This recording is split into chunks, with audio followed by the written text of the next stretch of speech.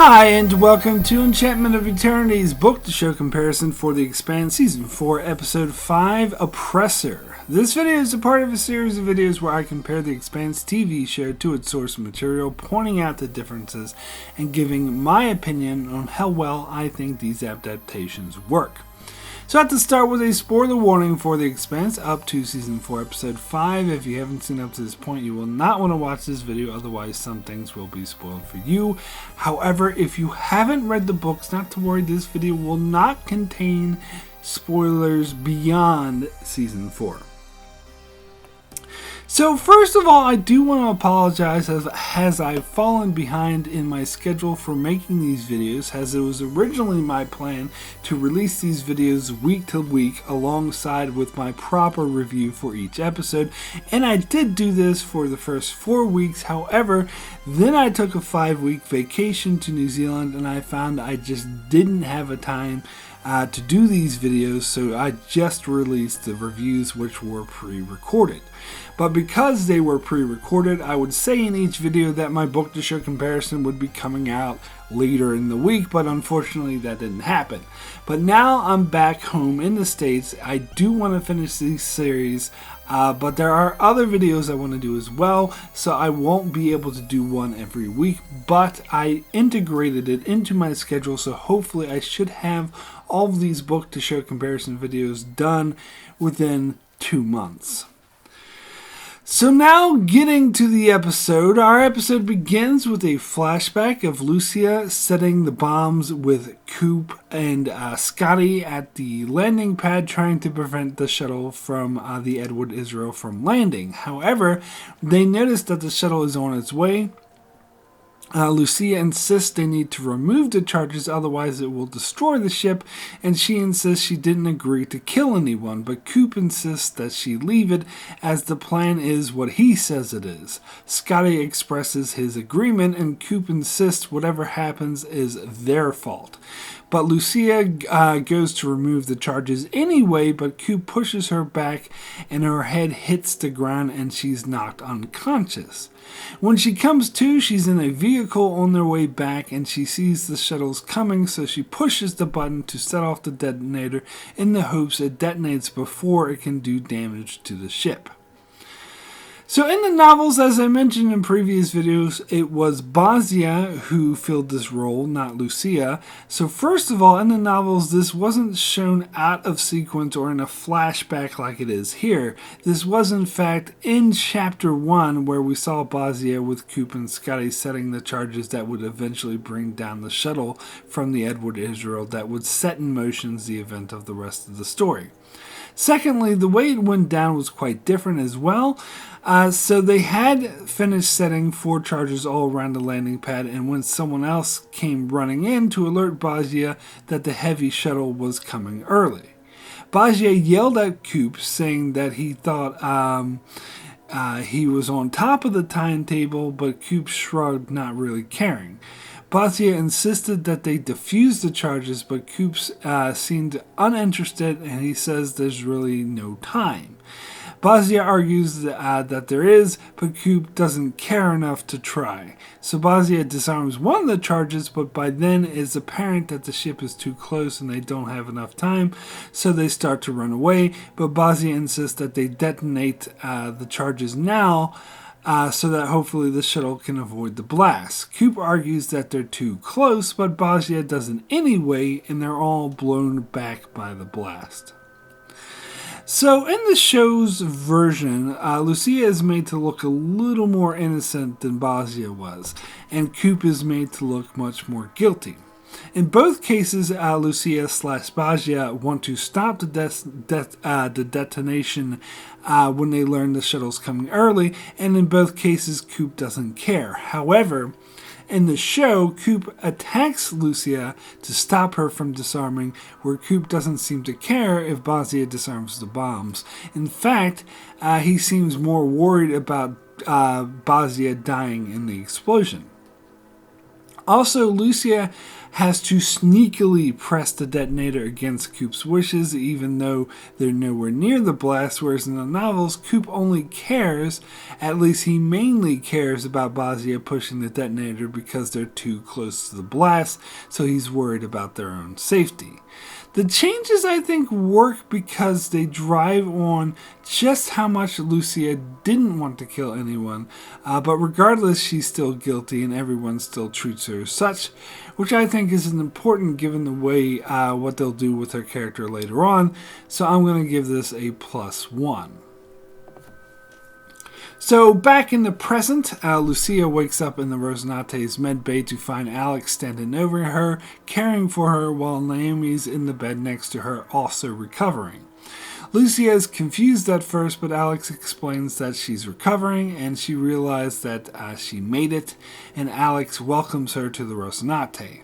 Lucia then remembers her family and starts freaking out as they're in danger, but Alex calms her down by promising her that Holden's not going to let anything happen to her family, and this does seem to work. So in the novels, as I explained in previous videos, Bosnia was brought to the Rosenate as a deal Holden made with Mercury to take custody of him. He didn't escape there like Lucia did in the show, nor did he get shot in the process. So when he arrived on the Rosenate, he thought of them as his jailers, but instead they were nice to him and gave him free range of the ship. Later, Naomi explains that it's because he helped save Holden's life, as he warned him about an assassination plot against him, that Naomi is going to take good care of him and considers him a friend. He doesn't worry about his family as Lucia does in the show, as in the novels he knew where his family was and he saw that they were all in good condition. However, the changes here make sense for the story the show set up, and they work well in that regard, so I'm going to give this a 0. Next we go to Amos, who's locked up in the security office. When Wei goes to him and asks him to be reasonable, Amos reacts as if he spared killing her men, but she insists that she saved his life by stopping her men from killing him. Then Holden comes into town yelling for Amos and discovers him in the security office. Holden finds Wei guarding him and demands he be released, but Wei refuses, and Amos asks Holden not to kill her, but instead she pulls her gun on Holden, who responds in kind. But before the situation gets out of control, Mercury enters and calms the situation down. Holden insists that the artifacts are coming alive and the whole planet needs to be evacuated.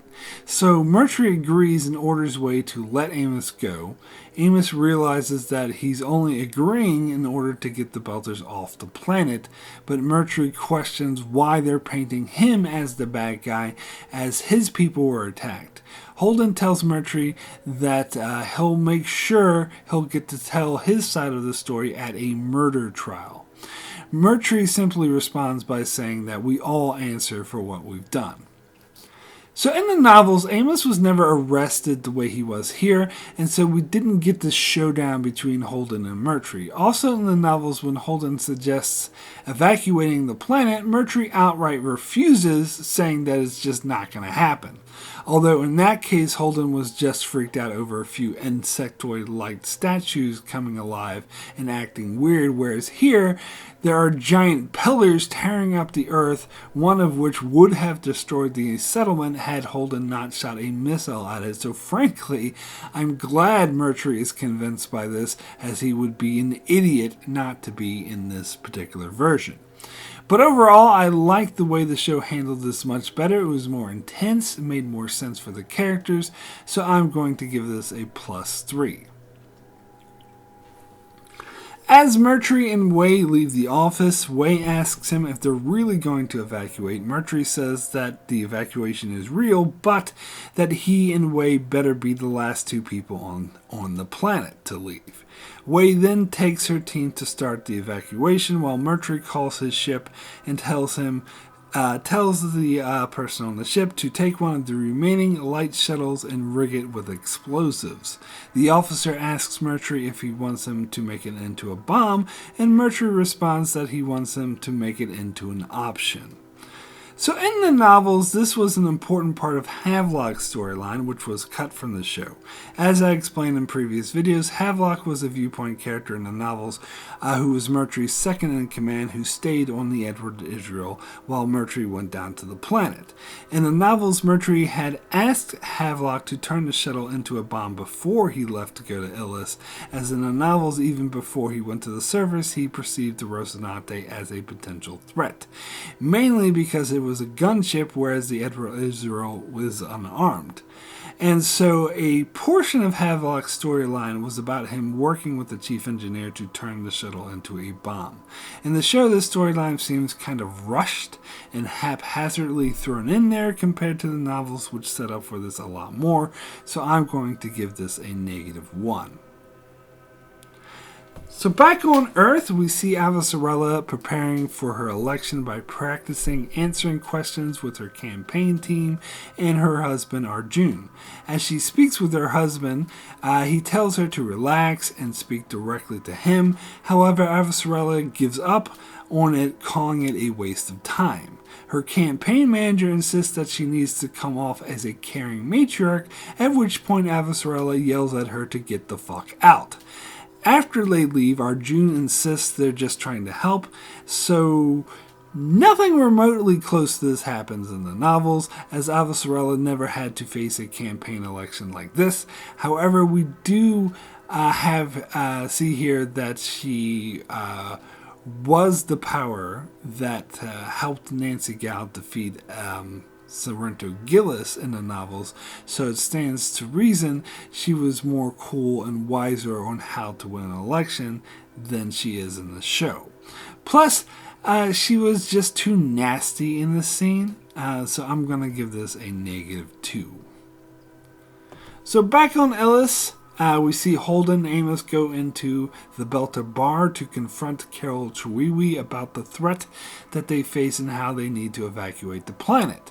Carol straight out starts by saying that they're not leaving. Holden tries to explain that they would all be dead right now had it not been for a torpedo from his ship, and that they may not be able to stop the next threat. Carol isn't so sure there will be a next threat, but Amos insists that Holden knows there will be.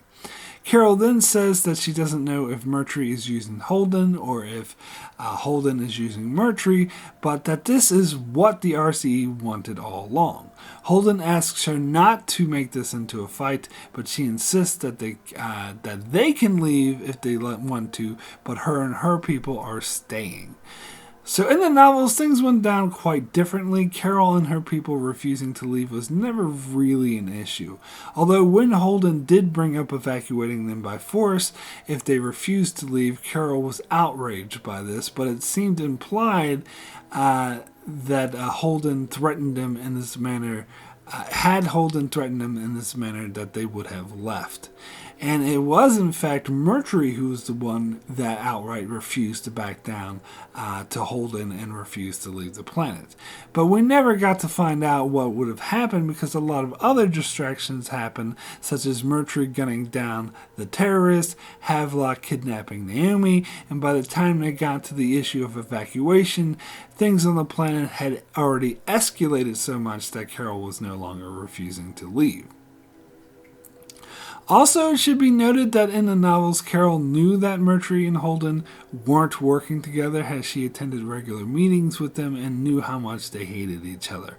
Either way, this wasn't an issue in the books, although I do applaud the show in focusing more on Carol Chiwiwi's refusal, that did make it more about displacing indigenous people. Even though the Belters aren't indigenous to Illis, it still has that feel to it, which I feel made the story that much more interesting, so I'm going to give this a +2. So then on the Rocinante, Alex gets a call from Lucia's husband, Jacob, asking to talk to her, and Alex assures him that she's okay, but he yells at him saying that he didn't ask how she was, only that he wanted to talk to her. Alex tells him to calm down and then puts him through to her. In a panic, he asks about their daughter Felsia and where she is, but Lucia has no idea. She suggests that she might be hiding somewhere, but Jacob insists that he searched everywhere. Lucia then says that Murtry threatened her family, so maybe he did something to her. This does not make Jacob happy, who tells Lucia that she was stupid for going along with Coop and the others, and talks about how they're all going to be rounded up like cattle and forced off the planet anyway. Lucia insists that he needs to fight to stay, otherwise what she did would have been for nothing, but Jacob tells her what she did had no meaning and it will all be for nothing, and then he hangs up. Lucia then starts bleeding, but instead of calling for help, she just lets it happen. So in the novels, Basia and Lucia were never unsure where Felsia was. Lucia knew full well that Felsia was sneaking on the shuttle to go to the Barber Bacola, and she tried to keep this fact hidden from Basia because she knew that he was opposed to it and might try to stop her. But Basia did find out in time, and he hurried to catch her before she went, but when he caught up to her, instead of trying to talk her out of it, he said goodbye to her and gave her his blessings to leave. All this happened before Murtry gunned down the other terrorist and when he was forced to flee to the Rocinante. But at this stage, he fully realized what he did was a huge mistake and that things were getting worse on the planet, so he was happy to see her escape all that. So it's hard to say which one I like more, as the show's version allows for more drama and tension, as at this stage Felsia's parents don't know that she's safe on the Barber Bacola, and this allows for a really tense discussion between Jacob and Lucia as he blames her. But on the other hand, it does make more sense to me that Felsia would tell at least one of her parents, and I think the turn in Basia where he said goodbye to her and let her go was very touching, so ultimately I think both versions are great, so I'm going to give this a 0. So back on Ellis, we see Elvie approaching Holden, who says that this isn't a good time, but she responds by saying she doesn't care. Holden then notes that she seems angry at him. She then points out how all the artifacts on Ellis started waking up right when he arrived, and that he seems to know more than he's telling, but every time she asks, he deflects. He says that it's complicated, and she just points out that he's deflecting again, and that she wants him to tell her everything. He responds by saying that he wouldn't know where to begin, and she just says, "Oh, for fuck's sake."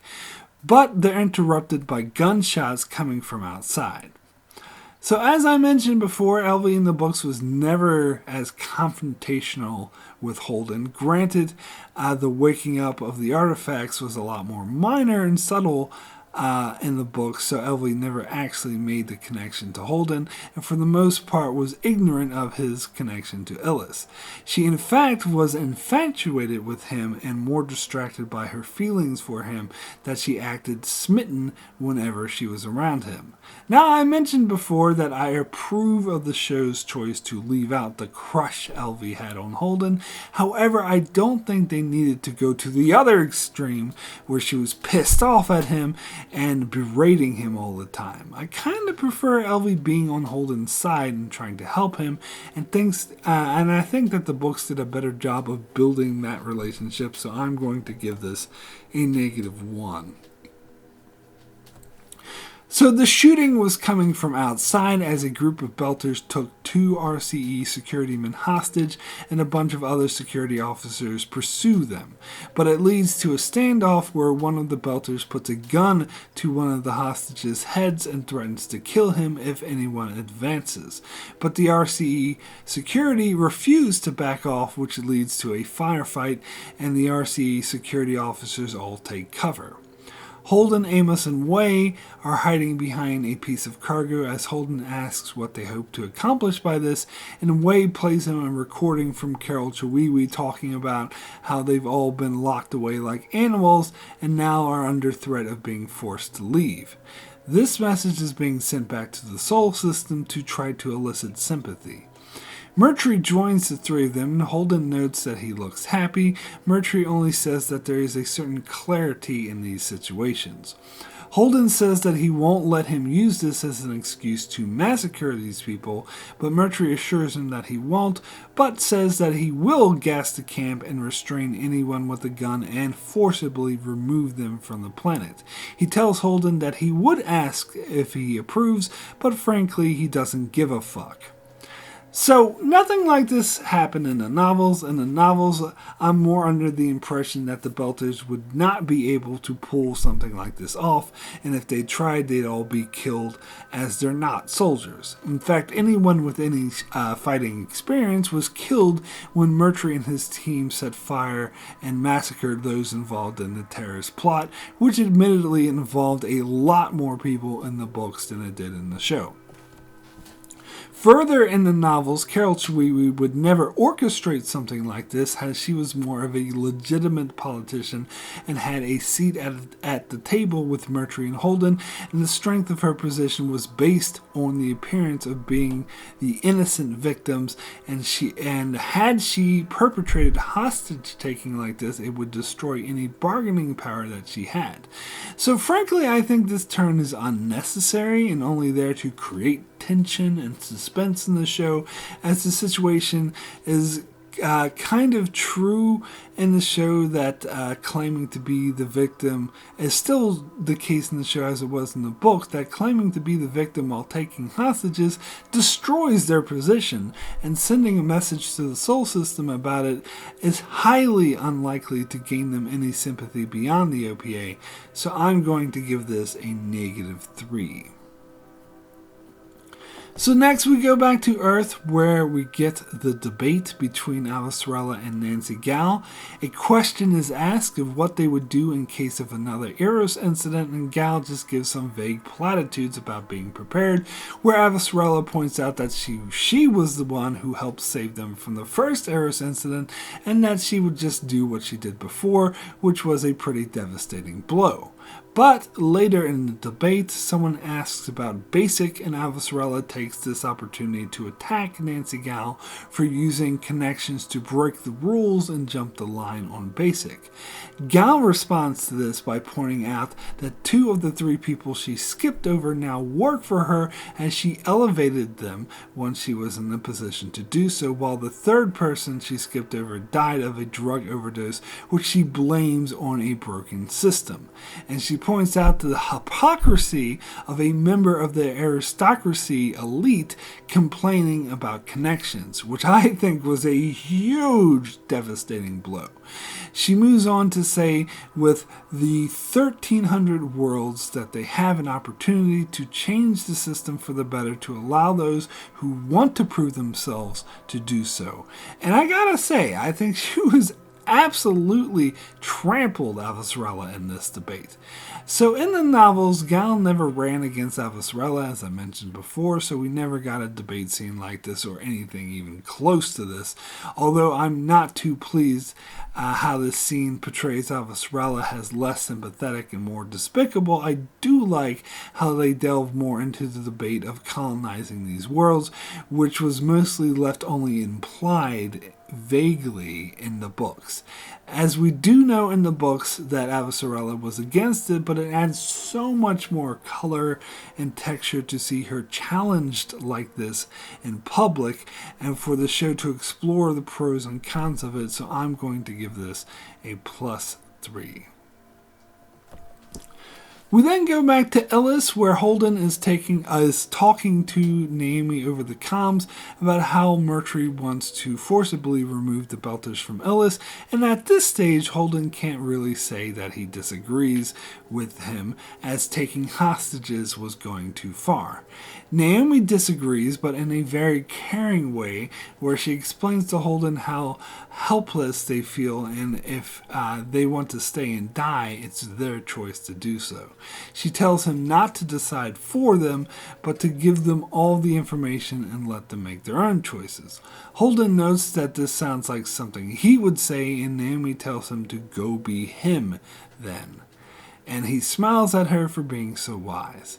So in the novels, the situation was never quite the same, and Naomi liked Wise cautioned Holden against forced evacuation, but was a bit less involved with what was going on the surface and trusted him to handle it.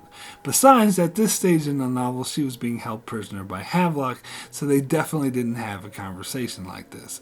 I do love the interaction, though. I think the show continues to do a much better job than the books did at showing what a strong, caring relationship Holden and Naomi have, so I'm going to give this a +2. So on the Rosinante, Alex goes to Lucia's room to give her some food, but she doesn't answer the door. He gets a bad feeling and overrides the lock to find her bleeding out. Naomi meets him in the med bay where they try to treat her to save her life, which is in danger. The problem is she doesn't want to be saved, and Alex is unsure how exactly to proceed, but since she's a nurse, she knows, but she refuses to tell him because she wants to die. Alex pleads with her to let him save her, and eventually she agrees and tells him what to do, and they manage to save her life. Alex is very relieved, but Lucia isn't so much, as she actually wanted to die. So nothing like this happened in the novels, as it was Basia who was on the Rosinante and he's not a nurse. Further, he never got injured like this and never actually tried to die, so there's no real equivalent. The closest thing is that Basia was constantly feeling sorry for himself and feeling like dirt, and there is a scene where Alex gives him a little pep talk, but the show actually does have a version of that later on, so I'll save my discussion about that until the show gets to it. So basically, the show is adding this element that wasn't in the novels, and I think the story is all the better for it. Not only does it add tension, but it adds powerful emotion to Lucia's predicament, as she's so riddled with guilt over her choices and the consequences that she's wrought that she no longer wants to live. And while the books communicate something similar with Basia, the way the show does it is much more powerful and emotionally impactful, so I'm going to give this a +3. Later, we get a scene with Lucia recovering in the med bay where Naomi comes in to check in on her, and Lucia still insists that she wished they didn't save her. Naomi tells her that she understands how she feels, but Lucia doubts it. So Naomi tells her the story of Marco and how he tricked her into blowing up a UN ship, killing hundreds of people when she thought no one would be harmed, and that when she refused to help him do it again, he took her son away from her and she never saw him again. Lucia insists that was different because she was tricked into doing it, whereas Lucia chose to do it. But the irony here is that that Naomi is actually unaware of is that Lucia is wrong, because as we saw from her flashback, she was also tricked into killing people where she believed no one would be harmed. So their situations are actually more similar than Lucia would choose to admit. But Naomi continues that she nearly killed herself by throwing herself out of an airlock because she thought that she was beyond help. But now she's very happy with her life, and she has a family that loves her and that she loves them. She tells Lucia there's a path to where Lucia is now to where Naomi is. And all they did is buy her some time, and it's up to her how to use it. So again, nothing like this happened in the novels, as for the most of the time that Basia was on the Rosinante, Naomi wasn't there, as she was being held prisoner on the Edward Israel. Now this scene does kind of seem to be a surrogate for scenes we got with Naomi and Havelock, where while Naomi was in the holding cell, she would have conversations with Havelock, which over time slowly got him to realize that he was on the wrong side and that Murtry was in the wrong. And I do really like those scenes in the book, but as I mentioned earlier, I understand the show's decision to ditch the Havelock storyline, and I do believe it was the right thing to do for the show. Plus, I do think this scene is much more powerful than the Havelock scenes. It's bringing in Naomi's backstory on how she lost her son, which was mentioned in previous seasons, but here we get into more detail, and none of this was revealed in the novels until book 5, which frankly I think is because the writers hadn't thought of this backstory until they wrote book 5. And this was a very powerful scene, the way Naomi could relate to Lucia, and I thought it really worked, so I'm going to give this a +4. On Ellis, Amos, and Way are discussing how difficult it would be to try to recover the hostages by force when Holden just steps out with his hands raised and approaches the Belters claiming he wants to talk. So eventually everyone is gathered around each other with Mercury and his people on one side, Carol Chwiwi and her people on the other side, and Holden in the middle.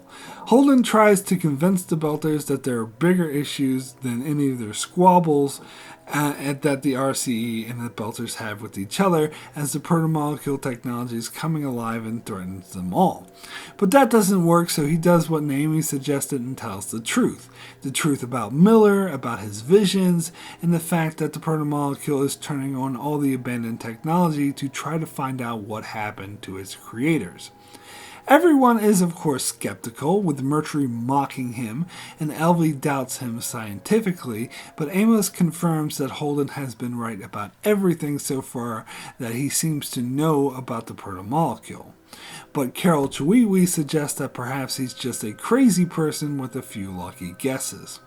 Elvie then asks him why he doesn't just leave, that if he thinks he's responsible for the protomolecule technology coming alive, why doesn't he just leave the planet? But Holden says that he has no reason to believe whatever's happening will stop once he's gone. Carol Chwiwi then says that even if what he's saying is true, the planet is still their only hope and they're not giving it up. Mercury then counters by saying that there's no version of this where he leaves these squatters and murderers in possession of the planet. And Carol Chwiwi says that they're nothing but thieves, and then the crowds resume yelling at each other and throwing insults. So Holden's attempt to reason with them by telling them the truth has appeared to failed. So nothing like this happened in the novels. As I said, there was no hostage taking in the novels, so we didn't get a standoff like this. Also, Elvie never suspected Holden of hiding something, so he never felt the need to come clean. In fact, in the novels, he never tells the masses about Miller and his visions at all. He only points out that the protomolecule technology is coming alive, which later will become undeniably apparent. Also, we never got a standoff like this because throughout the novel we get council meetings between Mercury and Carol Chwiwi, which Holden has the mediator, where these things were worked out and discussed in a more civilized manner over time. And while that may not be as exciting as a confession in front of screaming crowds, I find it a bit more illuminating and more interesting, and ultimately I think it better serves the story, so I'm going to give this a -2. So back on the Rosinante, Alex is jamming to some music on his headphones when he notices an alert beeping from a monitor. He inspects it, and a look of horror and shock comes across his face as he says, "Oh my God," as apparently it was warning of an energy buildup on the planet. We then see what appears to be a ginormous energy explosion with a mushroom cloud on the planet's surface.